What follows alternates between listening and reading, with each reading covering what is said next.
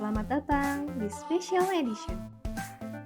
Sebelum melanjutkan materi, jangan lupa subscribe dan nyalakan lonceng notifikasi untuk update materi terbaru dari kami. Kali ini kita akan membahas siswa dengan hambatan fisik motorik. Siswa dengan hambatan fisik motorik adalah siswa yang mengalami hambatan yang bersifat menetap pada anggota gerak, seperti tulang, sendi, dan juga otot. Siswa yang mengalami hambatan fisik dan motorik mengalami gangguan gerak karena kelayuhan otot atau gangguan fungsi saraf otak dan kelumpuhan pada anggota tubuh. Siswa dengan hambatan fisik dan motorik dikategorikan bermacam-macam. Salah satunya berdasarkan kondisi sistemnya. Yang pertama, ada cerebral system, yaitu cerebral palsy. Cerebral palsy adalah kondisi anak yang mana mengalami gangguan motorik karena ketidakberfungsiannya bagian pada otak atau juga kelayuhan pada otak. Cerebral palsy dapat digolongkan berdasarkan berat atau ringannya hambatan yang dialami anak. Kemudian, berdasarkan topografi, yaitu yang pertama ada monoplegia atau kelumpuhan pada satu anggota gerak. Yang kedua, ada hemiplegia atau kelumpuhan pada anggota gerak atas dan bawah pada sisi yang sama. Yang ketiga, ada paraplegia atau kelumpuhan pada kedua tungkai kaki. Yang keempat, ada diplegia atau kelumpuhan kedua tangan atau kedua kaki. Yang kelima, ada triplegia atau kelumpuhan pada 3 anggota gerak.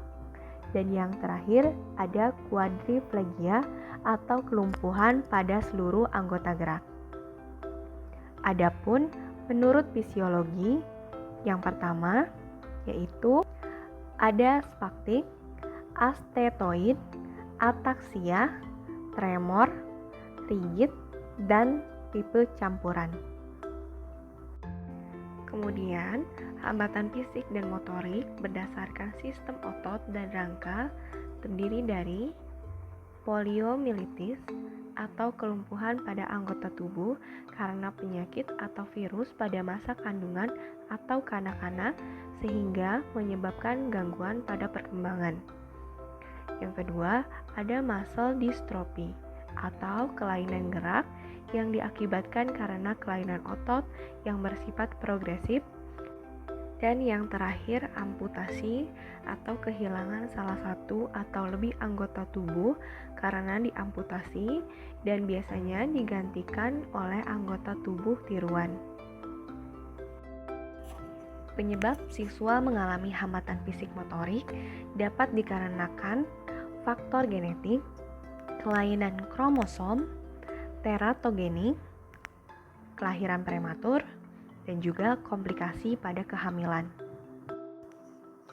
Adapun karakteristik siswa dengan hambatan fisik dan motorik berdasarkan tingkat kecerdasannya, siswa dengan hambatan fisik dan motorik yang memiliki hambatan pada sistem otot dan rangka memiliki kecerdasan normal, sehingga dapat mengikuti pelajaran yang sama dengan siswa pada umumnya.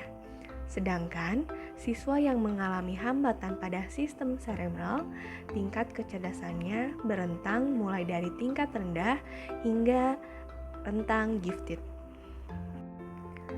Pada siswa dengan hambatan fisik dan motorik juga dapat mengalami hambatan persepsi, kognisi, dan simbolisasi. Pada problem emosi, siswa seperti mudah tersinggung, mudah marah, rendah diri, kurang dapat bergaul, pemalu, menyendiri, dan frustasi akan kondisinya.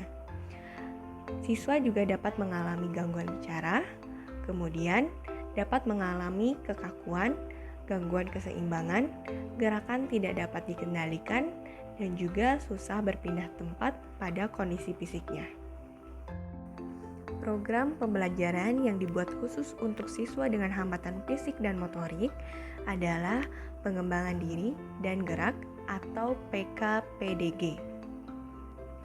Pengembangan diri dan gerak bertujuan untuk melatih keterampilan dalam mengurus diri, tidak canggung dalam beradaptasi, merawat kebersihan badan dan kesehatan diri, memperbaiki dan mengembangkan fungsi gerak pada siswa. Berikut contoh media pembelajaran yang dapat membantu siswa dengan hambatan fisik motorik, seperti kursi roda, media taktil seperti puzzle, dan media adaptif lainnya yang memudahkan siswa dalam belajar dan juga berkomunikasi. Sekian materi kali ini. Terima kasih dan sampai jumpa di materi berikutnya.